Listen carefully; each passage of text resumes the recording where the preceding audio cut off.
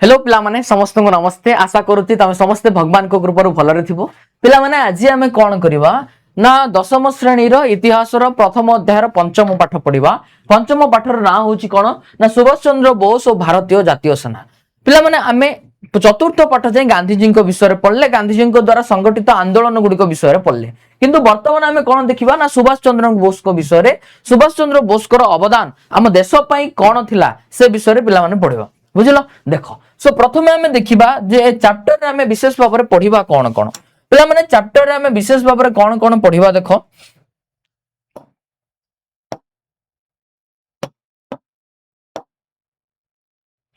Chapter रे आमे विशेष भाव रे कोन कोन पढिबा ना सुभाष चंद्र बोस को आद्य जीवन और शिक्षा विषय रे पढिबा। हला सुभाष चंद्र बोस को आद्य जीवन माने जन्म केबे हितले, कोठी हितले, ता सहित तांकर शिक्षा कोन थिला से विषय रे पढिबा। तापर देखिबा तांकर राजनीतिक जीवन कोन थिला, आजाद हिंद फौज सी काहे की गठन करथिले और भारत अभियान कोन थिला तांकर, भारत रे रही की मध्य भारतर नागरिक है कि मध्य से भारत अभियान करथिले। दैट मींस मे बी से बाहर देश को जाइचंदी, बाहर देशरु भारत को कोन करचंती ना भारत को रक्षा करिवा पई इंग्रज मानक कबलरु बहुत प्रचेष्टा करचंदी। सेति पई तांकर भारत अभियान थिला से विषय रे पिला माने चैप्टर रे पढिबा। ठीक अछि।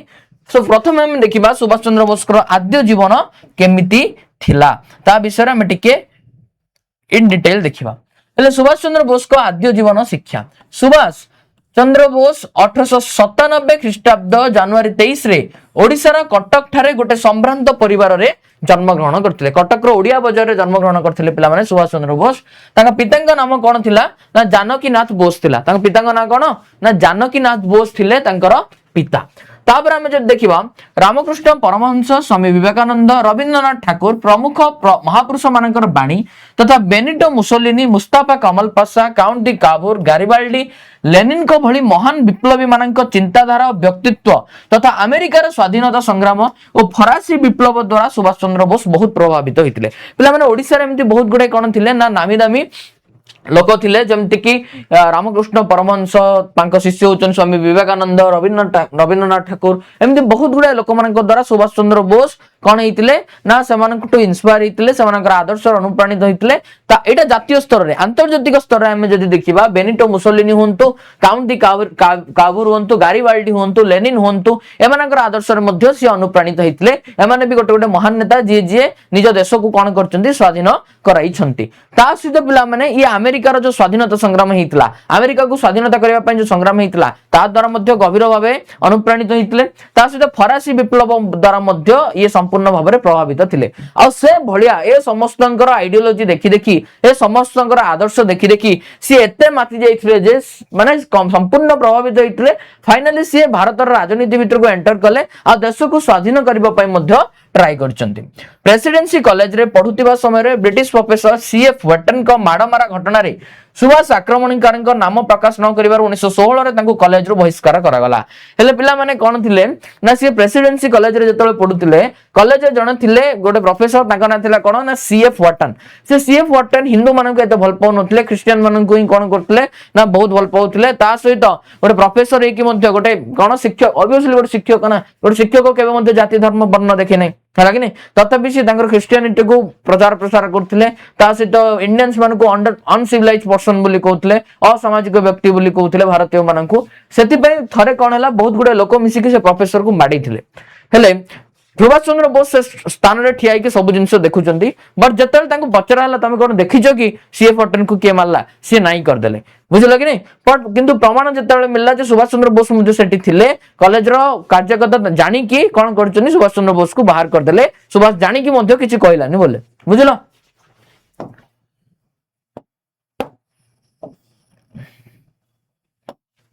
तापर देखिबा कोन अछि नेक्स्ट। से कोलकातार स्कॉटिश चर्च कॉलेज रु दर्शन शास्त्र प्रथम श्रेणी रे स्नातक डिग्री हासिल परे 1919 रे कैम्ब्रिज चली गले। हला कोलकातार स्कॉटिश चर्च कॉलेज रे पढथिले, दर्शन शास्त्र रे प्रथम श्रेणी रे से स्नातक डिग्री हासिल करथिले। तापर 1919 रे से कैम्ब्रिज जाइथिले पाठ पढिबा पय। 1920 रे सुभाष आईसीएस परीक्षा रे चतुर्थ स्थान हासिल करी एपरि सम्मानजनक पदवी को प्रत्याख्यान करी देश को प्रत्यावर्तन करथिले। आईसीएस रे मध्ये पिला माने पाइ जाइथिले, आईपीएस ऑफिसर हे जाइथिले। बुझिला कि नै। आउ एते बड़ चाकरी की पाई मध्य से लास्ट को निज देश को ही कौन करछंती प्रत्यावर्तन करिछंती बुझिल कि आ सुभाष चंद्र बोस कर गोटे महान नीति थिला कौन ना no real change in history has never been achieved by discussion हला ये गांधीजी सहित रिलेशन पिला माने प्रकृतर स्टार्टिंग रु भल थिला किंतु धीरे धीरे मतांतर हो गला जतले गांधीजी असहयोग आंदोलन कोन करदेले स्थगित करदेले तमे आगरु भी पढिथिलो असहयोग आंदोलन रे जतले गांधीजी असहयोग आंदोलन को स्थगित करचंती चोरी चोरा घटना पर सुभाष चंद्र बोस ताको जातीय विपर्यय बोली कहितले हला तापर सुभाष चंद्र कहिदेले जे नाही गांधीजी सहित रहिला देश स्वाधीन होबनी मत अलग किसी करने पड़ो मत नरम पंथी हेनी चरम पंथी हाँपाई पड़ो आउ डिस्कसन द्वारा किसी हेनी चेंजेस आने वार करने पड़ो फाइट करने पड़ो बोली देश छाड़ी पलैते पिले देख से विषय में पढ़ा तथापि पूर्व आम देखीदा राजनैतिक जीवन को प्रकार थिला से विषय देखा तो राजनैतिक जीवन कथा आम देखा 1923 सुभाष भारतीय जातीय कांग्रेस योगदान कले बंगाल प्रादेशिक कांग्रेस कमिटी संपादक पदवी से कौन कले अलंकृत कले बुझल कि नहीं ता सहित महान नेता चित्तरंजन दास थिले तांकर राजनीतिक गुरु 1924 रे कोन हेतला कलिकता महानगर निगम मुख्य कार्यनिर्वाही अधिकारी भाव में से कौन करचंती निर्वाचित होइचंती नगरपालिका हिसाब से से उभय बंगाल प्रादेशिक कांग्रेस समिति और सर्वभारतीय श्रमिक कांग्रेस अध्यक्ष भाव में निर्वाचित सर्वभारत में जति सब श्रमिक थिले जति सब लेबर थिले सेमानकर जो कमिटी थिला जो श्रमिक दल थिला तार मध्य सभापति तार मध्य अध्यक्ष भाव में निर्वाचित होइतिले विद्रोह विप्लवात्मक कार्यकलाप से 1924 रे गिरफ होइतिले हला जेहेतु तांकर विद्रोह विप्लवात्मक कार्यक्रम सब गुडाई थिला माने से जहां भी करथिले से कोन करथिले माने विद्रोह का करथिले दंगा करथिले आंदोलन करथिले एम्ति माने टिके हिंसा बळिया का थिला सेति पय तांको कोन कराइतिला 1924 रे गिरफ कराइतिला 1938 रे से हरिपुर अधिवेशन रे भारतीय जातीय कांग्रेस रो सभापति मनोनीत होइतिले 1938 रे कोन हला हरिपुर अधिवेशन रे से भारतीय जातीय कांग्रेस जो सभा होइतिला सार सभापति मध्ये होइतिले गांधीजी मतभेद हेबारु सुभाष चंद्र बोस कांग्रेस त्याग करी 1939 में 3 तारिख रे फॉरवर्ड ब्लॉक बोली गठन कले हला हेले कोन हेतला असहयोग आंदोलन हेतला से असहयोग आंदोलन कथा तमे जदि पिला माने देखिबो से समय कोन हेतला ना गांधीजी सहित ताकर मतभेद हेतला गांधीजी सहित मतभेद हेबारु सुभाष चंद्र बोस कोन करचंती कांग्रेस त्याग करचंती कांग्रेस त्याग करी कि 1939 मसिया में 3 तारिख रे फॉरवर्ड ब्लॉक बोली गोटे दल गठन कले 1939 रे गांधीजी विरोध सत्वे से त्रिपुरी अधिवेशन रे मध्य कांग्रेस सभापति हेतिले त्रिपुरी अधिवेशन रे सभापति हेबा पे गांधीजी विरोध करथिले तथापि से हेतिले बुझिल कि नहीं माने बहुत सुदृढ़ तांकर कोन थिला लीडरशिप थिला 1940 जुलाई 2 तारिख रे सुभाष चंद्र बोस गिरफ होई कोलकाता रे नजरबंदी रूप रहिथिले हला माने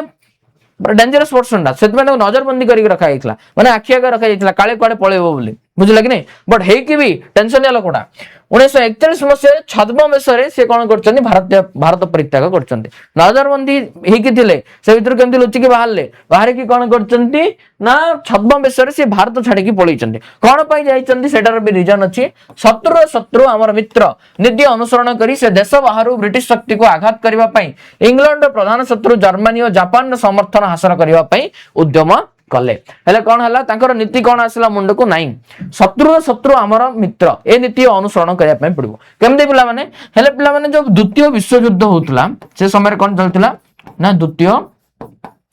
विश्व युद्ध हेले द्वितीय विश्व युद्धर कथा हमें जदि देखिबा द्वितीय विश्व युद्ध रे होतिला कोन पिले ना द्वितीय विश्व युद्ध रे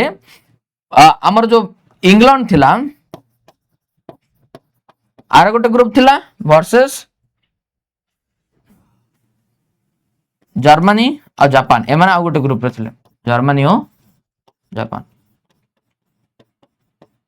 बुझि पाला कि नहीं हेले इंग्लैंड शत्रु किए थिला जर्मनी और जापान थिला हेले सुभाष चंद्र बोस कहले अरे भारतर शत्रु हेले इंग्लैंड ब्रिटिशर्स माने हमर शत्रु इंग्रज माने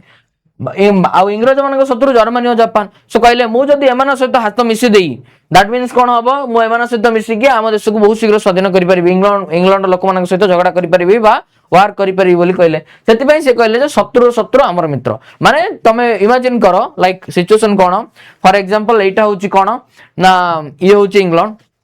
बुझि पला कि नहीं आउट जिंस देखौ छरो ये होची इंग्लैंड आउट जिंस कहू ये ला इंग्लैंड ना इंग्लैंड तो सब व्हाइट पर्सन ये होची इंग्लैंड बुझि पाला कि नहीं तापरे ये होची फॉर एग्जांपल जर्मनी हेले ये जर्मनी एंड जापान बोली भाबी दियो ए जो ब्लैक कलर ता अछि से जर्मनी जापान आ जो व्हाइट कलर अछि सेटा होची इंग्लैंड ये होची पिला माने इंडियंस हला इंडियंस माने कोन करले ना इंडियंस माने तमे जदी देखिबो इंडियंस माने देखले जे ए इंग्लैंड रो शत्रु होचन जर्मनी और जापान। सो सुभाष चंद्र बोस एटा सुभाष चंद्र बोस भारतीय इंडियंस बस सुभाष चंद्र बोस कहन कहले ना मु जाई कि जर्मनी और जापान सागरे मिसी गले मु आउट के पावरफुल हे जी इंग्लैंड को बाडे कर दे बुझिल कि एमिति कहि कि से माने का सहित मिसी गले जर्मनी और जापान सहित सी हाथ मिलेबा पई जाइथिले इंग्लैंड विरुद्ध रे युद्ध करबा पई हला कि नहीं सेमति नाही पिला माने किछि व्हाइट की ब्लैक नहीं मु जस्ट तुमको फॉर मजाक पई ही कहि देले हला सेटा कभी भाबी दोबने जे सार आपण वर्ण वैषम्य नीति कर दोचंती हला सेमति किछि नाही देख 1941 जनवरी 26 रे सुभाष अफगानिस्तान और सोवियत रूस मध्य दे मार्च 25 तारिख रे मुसलमान बेसरे बर्लिन ठारे पहुंचतिले हला सुभाष चंद्र बोस जनवरी 26 1941 रे अफगानिस्तान और सोवियत रूस ए देश मध्य दे मुसलमान बेसरे जाइतिले कोठी को ना जर्मनी रो राजधानी बर्लिन ठारे जाई की पहुंची चंती हला तापर देखो आजाद हिंद फौज पिला माने सेठी गठन नैतला तार लक्ष्य कोन थिला देखो ना जर्मनी सरकारंकर सहाय्य रे से बर्लिन ठारे 20,000 भारतीय युद्धबंदी को नहीं एक स्वाधीन भारतीय केंद्र हला जर्मन रे पिला माने बहुत गुडा भारतीय युद्धबंदी थिला काहे कि ना द्वितीय विश्व युद्ध रे मध्य इंग्लैंड को सहाय्य करथिला भारतीय माने से जर्मनी कोन करछि बहुत गुडा भारतीय सैन्य को कोन करछि बंदी करके रखि दैछि किंतु जेतले सुभाष बोस कले से भारतीय युद्धबंदी को सब कोन कराला फ्री कराला मुक्त करके तांको नै कि कोन कराला स्वाधीन भारतीय केंद्र बोली से गोटे अनुष्ठान प्रतिष्ठा कले एवं फ्री इंडिया आर्मी बा स्वाधीन भारत सैन्य बाहिनी से भारतीय जो युद्धबंदी थिले से मानकु नै कि गठन करागला सैन्य मानक द्वारा अभिवादन स्वरूप साधारण भाव जय हिंद ध्वनि व्यवहृत होता समस्त जो सुभाष चंद्र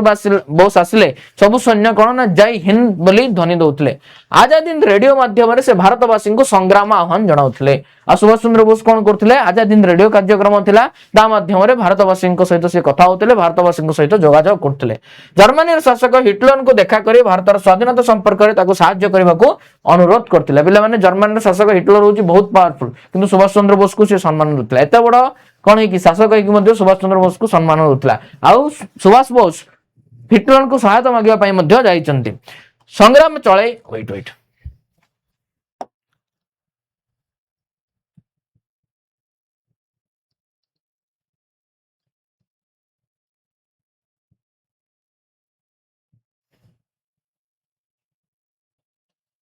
देखो संग्राम चलाई रखिबा निमंते सुभाष जापान ऊपर दृष्टि निबद्ध कले एवं ताहाकु राजी करी ब्रिटिश भारत ऊपर आक्रमण करबा निमंते योजना कले तापर देखिले जे जर्मनी रो जो कार्यकर्ता थिले सेमान को टिके सुभाष चंद्र बोस को ऊपर डाउट ए सुभाष चंद्र बोस सेमान को ऊपर टिके डाउट कले के नाही जर्मनी रहलो हबनी ए लोक जावंते टिके ठीक लागु नांदी ता सहित से कहले जे जर्मनी एते दूर रु भारत सहित युद्ध करि हबनी सेति पई से जर्मनी देखि कोठी जाइछन जापान जाइछन काहे कि जापान भारत रो पाख हबो युद्ध मध्य करि हबो बोली बुझि पाले आउ सेटु सी सहज रे ब्रिटिश भारत माने ब्रिटिश अधीन रे थिबा भारत ऊपर आक्रमण करि परिबे बोले सी चिंता करिसंती तापर देखो भारतीय विप्लवी रासबिहारी बोस पिला माने जणे थिले जे जापान रे कोन करथिले ना जापान रे से कोन करचंती ना भारतीय सेना बाहिनी बा आजाद हिंद फौज गठन करथिले किए रासबिहारी बोस किंतु से आजाद हिंद फौज नेतृत्व नउथिले किए ना कैप्टन मोहन सिंह नउथिले तार नेतृत्व किंतु हला कोन थाईलैंड राजधानी बैंकॉक ठारे अनुष्ठित भारत स्वाधीनता सम्मेलन रे गोटे निष्पत्ति ने जाइतला से निष्पत्ति अनुसार 1943 जुलाई 2 तारिख रे सुभाष जर्मनी रे पहुंचिले आ पहुंच के जो आजाद हिंद फौज कैप्टन मोहन सिंह नेतृत्व नउथिले तांकोटू सुभाष चंद्र बोस को दिया हला आजाद हिंद फौजर नेतृत्व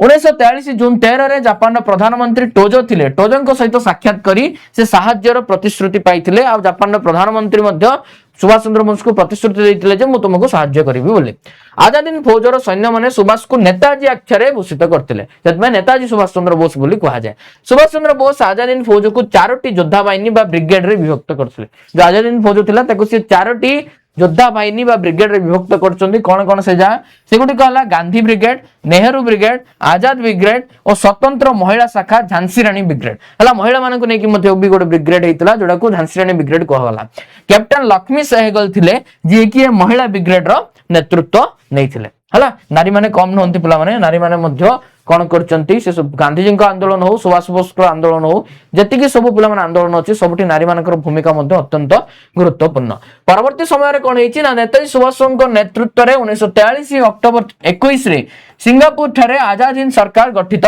हेइथिला जापान जर्मनी, म्यांमार, थाईलैंड, चीन, फिलिपाइन्स और मांचुरिया यही सरकार को कौन देथिले ना स्वीकृति देथिले। ता सहित कौन भारत माटी इंग्रेज सरकार को विताड़ित करी स्वाधीन भारत प्रतिष्ठा लक्ष्य रे सामरिक संग्राम करबा अस्थायी सरकार मुख्य उद्देश्य थिला। हेले भारत माटी इंग्रेज सरकार को विताड़ित करी स्वाधीन भारत प्रतिष्ठा करबा थिला सेमानकर मुख्य लक्ष्य। आजाद हिंद सरकार प्रतिष्ठा करी सुभाष भारतर इंग्रेज सरकार को विरुद्ध रे कौन करचंती ना युद्ध घोषणा कले हला एवं से कहितिले जे दिल्ली रो पथ हला स्वाधीनतार पथ आ दिल्ली चलो बोली से नारा दिथिले आ दिल्ली रो पथ हबो स्वाधीनतार पथ आ मु जेबे दिल्ली को जीबी ऑटोमेटिकली मो देश को मु स्वाधीन कर देबी बोली प्रतिश्रुति देले जनता को। तांकर चरम आह्वान थिला कोन ना तुमे मते रक्त दियो मु तुमको स्वाधीनता देबी। You give me blood and I will give you freedom. That means हिंसा निहाती दरकार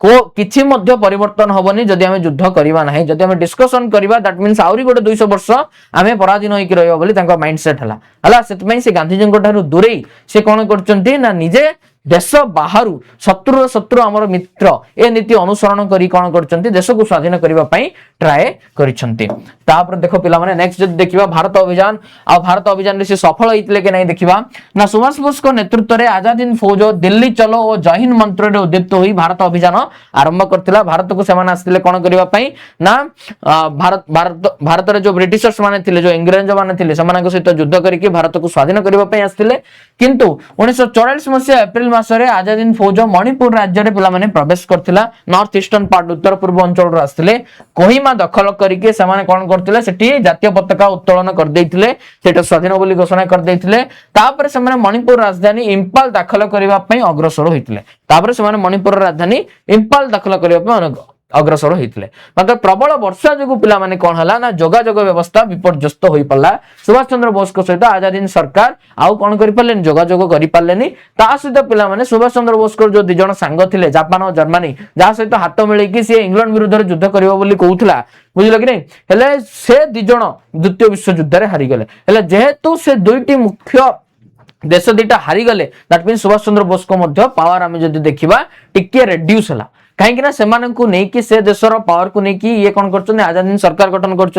द्वितीय विश्व युद्ध में जापान रो पराजय हो गला जहाद्वारा आजाद हिंद फौजर विपर्जयर सेटा गोटे कारण दीटा कारण अच्छी आजाद हिंद फौज कहीं सफल हो पारानी भारत अभियान में गोटे हूँ जोगाजोग व्यवस्था विच्छिन्न हो पारा द्वितीय कारण हूँ द्वितीय विश्व युद्ध में जापान हारिगला। 1945 मसीहा सेप्टेम्बर मासरे 3 सेनाध्यक्ष शाहनवाज खान प्रेम सहगल और गुरु दयाल सिंह धिलन ब्रिटिश सरकार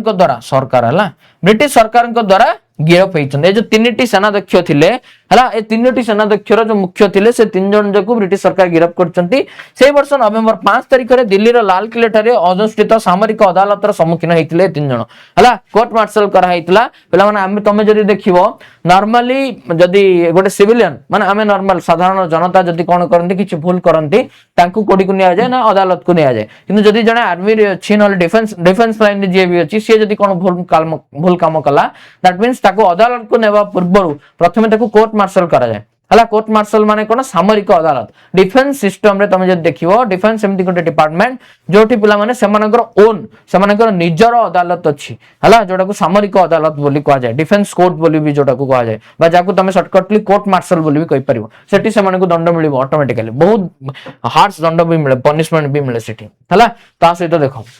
ना सेमाननको स्वाधीनता संग्रामी भावे अभिहित करी भारतीय माने सेमाने गिरफ और विचार विरुद्ध रे समग्र देश रे विक्षोभ और शोभायात्रा और हड़ताल संगठित कले। आ से 3 जण जो सेनाध्यक्ष थिले सेमाननको स्वाधीनता संग्रामी बोली भारतीय माने कहिले आ सेमाननको छाडी दिया जाओ बोली कोन करचंती जनता चारियाडे आंदोलन करिसंती। इंग्रेज सरकारंकर विरुद्ध रे प्रबल जनमत प्रकाश पाइबारु सामरिक अदालत सेमाननको दोषी साब्यस्त करबा सत्वे भारतर तत्कालीन भाइसराय लॉर्ड वावेल अभियुक्त माननकु 1946 जनवरी 1 तारिख रे मुक्त कर देथिले। जो सामरिक अदालत थिला जो डिफेंस कोर्ट थिला से सेमानकु दोषी साब्यस्त करथिला किंतु भारतीय माने एते तीव्र आंदोलन करथिले जे से समय रे जो भाइसराय थिले किए ना लॉर्ड वावेल से 3 जन जाक अभियुक्त को से 3 जन जाक सेनाध्यक्ष को छाडी देइचंदी। सामरिक अदालत कोन देइथिले दंड देइथिले मध्ये दोषी साब्यस्त करथिले मध्ये भाइसराय सेमानकु छाडी देइचंदी काहे कि ना भारतीय मानकर आंदोलन जगु। शेषरे हमें जो देखिबा सुभाष 1945 अगस्त 18 तारिख रे जापान रो फॉर्मोजा रु टोकियो को जाउथिला बेले गोटे विमान दुर्घटना हेतिला आ से विमान दुर्घटना रे मृत्युवरण करथिबा संवाद मध्ये प्रकाश पाइथिला किंतु आज जाय पिला माने एबे तो मे भी बंचितबे कि नै किछि गारंटी नै कोन पर 1945 କଥା ଏବେ ହେଇଗଲାଣି 70 ବର୍ଷ एते दिन किए भी बंचेनी बट अवश्य यही मृत्यु को अनेक सत्य बोली मन करते नहीं बहुत गुड़ा लोक अच्छा जो मैंने कि मृत्यु को सत्य बोली मानु ना इंग्रेज सरकार आजाद हिंद फौज को निषिद्ध घोषणा कर इंग्रेज सरकार थिले सुभाष बोस मरीगले द्वारा आजाद हिंद फौज संपूर्ण भाव में कौन होगा निषिद्ध होगा इंग्रेज सरकार संपूर्ण भाव में कौन कर निषिद्ध कर बुझीपार कि दैट मीन सुभाष चंद्र बोस से समय मरी कि नाई कि एबे भी मरी कि नाई तार किछि अता पता नहीं कौन पाई कले डेड बॉडी भी पिला मिलने बुझिल कि किसी जन लोक कौन जे सी बंची छद्मवेश थे देश को स्वाधीन करने बाहर देश सहित मिसिकी आहरी कौन करते आम देश उपर प्रेसर पकई जहाद्वारा इंग्लैंड बाध्य होता छाड़ा भारत एमती कि जन कहती विभिन्न लोकर मतामत भिन्न भिन्न थाए ऐतिहासिक दृष्टिकोण आम जब विचार करवा देखा जाए नेताजी आजाद हिंद फौज लक्ष्य पूरण संपूर्ण भाव में सफल हो न भारतर स्वाधीनता इतिहास तार अभियान फल थिला सुदूर प्रसारी पे मैंने आजाद हिंद फौज नेताजी जोटा बनई सेटा संपूर्ण भाव में सफल हो नथिला किंतु तांकर आंदोलन तांकर अभियान आम देश उपर अधिक इफेक्ट पकईला देशर जनता उपर अधिक इफेक्ट पकईला देशर जनता महात्मा गांधी को छाड़िकी किछि जन कौन ना सुभाष चंद्र बोस को आदर्श अनुप्राणित होते किछि जन लोक एमती थे जो भावुले नाई अहिंसा द्वारा किसी हम हिंसा मध्यम हम सेमती आम कहीपर पे गांधी भल ना सुभाष चंद्र बोस भल एमती पे सब क्वेश्चन आसे तुम मन में सेमती आम कहीपर गांधीजी गांधीजी रास्तार भल सुभाष चंद्र बोस सुभाष चंद्र रास्तार भल अच्छा बुझल कि नहीं समस्त एम पे गोटे से देश स्वाधीन बुझल कि नहीं से आम क्या भल क्या खराब बोली कहीपर ना देख नेक्स्ट आजाद हिंद सरकार मुख्य भाव में नेताजी सुभाष बोस भारत वर्षर स्वाधीनता दाबी को एक आंतर्जातिक प्रश्न में परिणत करते पे देशर स्वाधीनता देश एक जातीय प्रश्न है कि नहीं सुभाष चंद्र बोस अन्य सब देश सहित जाकि कौन कर हाथ मिलई माने हिटलर देखिकी सुभाष चंद्र बोस को छानिया होता अरे गोटे लोक जी निज देश स्वाधीन करने बहुत दूर को छद्म बेश आसिक मो सहित मिशुची देश को स्वाधीन करने सहित मो सहित मोठू सी साहाय्य मागुची साहाय्य प्रतिश्रुति मागुची निज देश को स्वाधीन करने माने केते बड़ पैट्रियट नहीं सी बुझल कि नहीं जर्मन शासक हिटलर गोटे ट्रू पैट्रियट थिले निज देश को सी बहुत भल पाउथले बुझल कि नहीं सिमिलरली सुभाष चंद्र बोस भी थिले ब्रिटिश शक्ति उपर चरम आघात करी स्वाधीनता प्राप्तिर पथ को कौन करथिला पिला माने सुगम करथिला आ सुभाष चंद्र बोस को अवदान आम देश पई अतुलनीय भारतीय मानक पई अतुलनीय देशर स्वाधीनता पई अवर्णनीय बुझिलो पिला माने ठीक अछि ए चैप्टर पिला माने एठी सरला चैप्टर को तमे भल से पढिबो सब बेले मु तुमको कहे रीड राइट रिकॉल पढ़ लेख पुणी मन पका ए वे ही पिला माने पाठ हुए आ सेमती किछि हुए नै जे मेडिसिन खाइ देले मन रहि जिवो सब जाक जिंस बुझलो ठीक अछि पाठ को भल से पढ़ जदि कोन बुझा पड़नी अगेन वीडियो को देखो आराम से सब जिंस बुझी परबो हला थैंक यू सो मच नमस्ते।